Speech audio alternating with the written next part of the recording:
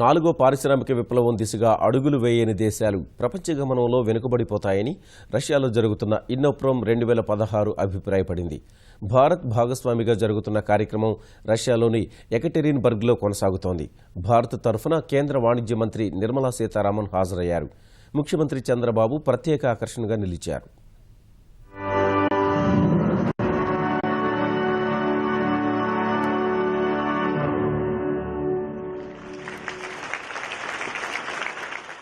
Innoprom 2016 రష్యాలో కొనసాగుతోంది.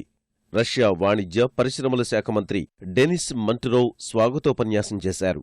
భారత్ తరఫున 110కి పైగా పారిశ్రామిక సంస్థల ప్రాతినిధ్యంతో కూడిన ప్రదర్శనలో చైనా, ఇటలీ, మరికొన్ని దేశాల నుంచి పెద్ద సంఖ్యలో ప్రతినిధులు పాల్గొన్నారు.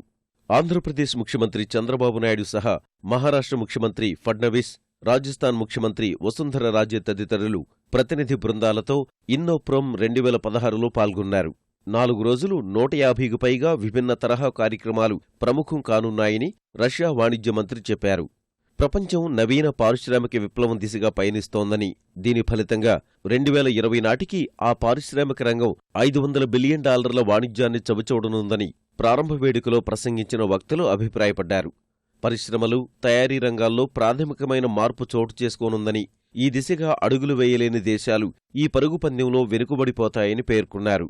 అంతర్జాతీయ వాణిజ్య వేదికకు భారత్ భాగస్వామ్య దేశంగా నిలబడడం రష్యాతో దృఢమైన సంబంధాలకు తామిస్తున్న ప్రాధాన్యాన్ని తెలియచేస్తోందని నిర్మలా సీతారామన్ పేర్కొన్నారు. అంతర్జాతీయంగా వృద్ధి శాతం తిరోగమనంలో ఉన్న తరుణంలోనూ భారత్ 7.6% నమోదు చేయడం గర్వకారణమని అన్నారు.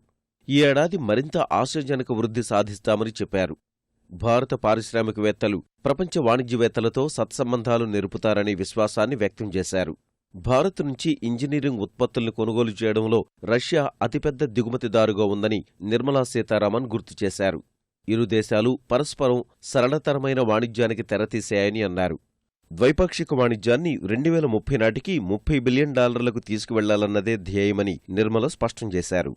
2 దేశాలు పెట్టుబడుల్ని మరింతగా ఆకర్షించాల్సిన అవసరం ఉందని వెల్లడించారు. భారత్లో రష్యన్ పెట్టుబడులు $3 బిలియన్ ఉండగా రష్యాలో భారత పెట్టుబడులు $8 బిలియన్ ఉన్నాయని, ఈ సంఖ్య మరింత పెరుగుతుందని వివరించారు. రష్యన్ పెట్టుబడిదారులు భారత్కు తరలివచ్చి తమ ఉత్పత్తులను పరిచయం చేయాలని నిర్మలా సీతారామన్ పిలుపునిచ్చారు. ప్రపంచాన్ని మార్చాలనుకుంటే ముందుగా మనం మారాలన్న మహాత్మాగాంధీ మాటల్ని స్వెడ్లాబ్స్క్ గవర్నర్ తన ప్రసంగంలో గుర్తు చేశారు. ఔషధ, ఐటీ, ఖనిజ రంగాలలో ఎన్నో అవకాశాలు రష్యాలో ఉన్నాయని, ఇన్నోప్రోమ్ 2016 భాగస్వామ్య దేశాలకు ఎంతో ఉపకరిస్తుందని అన్నారు.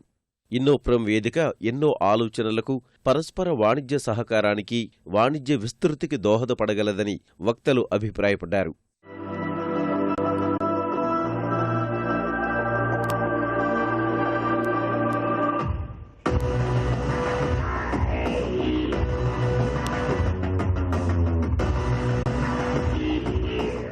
ఇన్నోప్రోమ్ 2016 ఆరంభ వేడుకలో పెద్ద ఎత్తున వచ్చిన భారతీయ కళాకారులు ప్రదర్శించిన నృత్య రూపకాలు ఆహుతుల్ని అలరించాయి.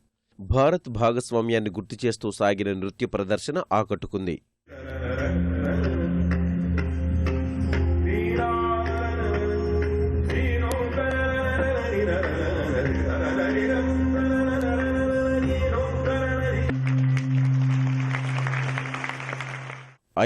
మంది వక్తలు ఆర్థిక, నగరీకరణ, ఐటీ, తయారీ రంగాలపై ప్రసంగాలు చేయనున్నారు.